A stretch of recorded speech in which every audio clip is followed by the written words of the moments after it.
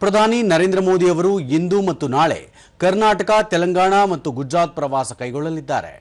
ಇಂದು ಬೆಂಗಳೂರಿನ ಕನಕಪುರ ರಸ್ತೆಯಲ್ಲಿರುವ art of ಲಿವಿಂಗ್ನಲ್ಲಿ 45ನೇ ವಾರ್ಷಿಕೋತ್ಸವ ಹಾಗೂ ರವಿಶಂಕರ್ ಗುರೂಜಿ ಅವರ 70ನೇ ಜನ್ಮದಿನದ ಅಂಗವಾಗಿ ನಿರ್ಮಿಸಲಾಗಿರುವ ಧ್ಯಾನ ಮಂದಿರದ ಉದ್ಘಾಟನಾ ಕಾರ್ಯಕ್ರಮದಲ್ಲಿ ಪ್ರಧಾನಿ ಪಾಲ್ಗೊಳ್ಳಲಿದ್ದಾರೆ.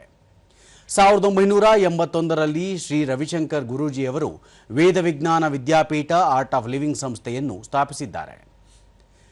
ಇದಕ್ಕೂ ಮೊದಲು ಬೆಂಗಳೂರಿನ HAL ವಿಮಾನ ನಿಲ್ದಾಣದಲ್ಲಿ ಪ್ರಧಾನಿ ನರೇಂದ್ರ ಮೋದಿ ಅವರನ್ನು ಸ್ವಾಗತಿಸಿ ಅಭಿನಂದಿಸಲು ರಾಜ್ಯ ಬಿಜೆಪಿ ಬೃಹತ್ ಕಾರ್ಯಕ್ರಮ ಹಮ್ಮಿಕೊಂಡಿದೆ.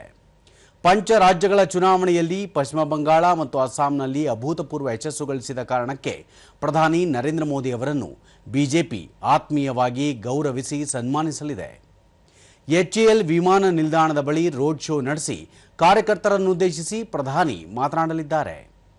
ಕೇಂದ್ರ ಸಚಿವರಾದ ಪ್ರಹ್ಲಾದ್ ಜೋಶಿ, ಶೋಭಾ ಕರಂದ್ಲಾಜೆ, ವಿ ಸೋಮಣ್ಣ, ಸಂಸದರಾದ ಜಗದೀಶ್ ಶೆಟ್ಟರ್, ಬಸವರಾಜ ಬೊಮ್ಮಾಯಿ, ಬಿಜೆಪಿ ರಾಜ್ಯಾಧ್ಯಕ್ಷ BY ವಿಜೇಂದ್ರ, ಮಾಜಿ ಮುಖ್ಯಮಂತ್ರಿ BS ಯಡಿಯೂರಪ್ಪ, ವಿಧಾನಸಭೆಯ ಪ್ರತಿಪಕ್ಷದ ನಾಯಕ ಅಶೋಕ, ವಿಧಾನ ಪರಿಷತ್ ಪ್ರತಿಪಕ್ಷದ ನಾಯಕ ಛಲವಾದಿ ನಾರಾಯಣಸ್ವಾಮಿ ಸೇರಿದಂತೆ ಹಲವು ಗಣ್ಯರು ಕಾರ್ಯಕ್ರಮದಲ್ಲಿ ಭಾಗಿಯಾಗಲಿದ್ದಾರೆ.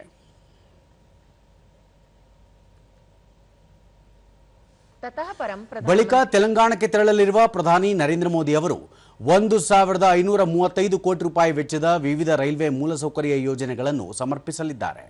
ಇದರಲ್ಲಿ 118 ಕಿಲೋಮೀಟರ್ ಉದ್ದದ ಕಾಜಿಪೇಟೆ ವಿಜಯವಾಡ ಬಹುಹಳಿ ಯೋಜನೆ, ಕಾಜಿಪೇಟೆ ರೈಲ್ವೆ ಬೈಪಾಸ್ ಹಾಗೂ ರೈಲ್ವೆ ಹಳಿಗಳ ಬಲವರ್ಧನೆ ಸೇರಿದಂತೆ ವಿವಿಧ ಯೋಜನೆಗಳು ಸೇರಿವೆ.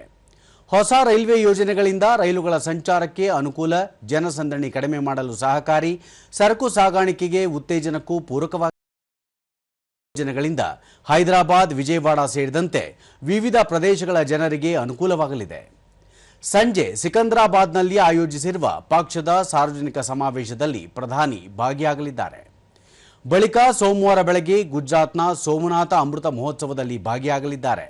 ನಂತರ ವಡೋದರಾದಲ್ಲಿ ವಿವಿಧ ಅಭಿವೃದ್ಧಿ ಕಾಮಗಾರಿಗಳ ಉದ್ಘಾಟನಾ ಸಮಾರಂಭದಲ್ಲಿ ಪ್ರಧಾನಿ ನರೇಂದ್ರ ಮೋದಿ ಭಾಗಿಯಾಗಲಿದ್ದಾರೆ.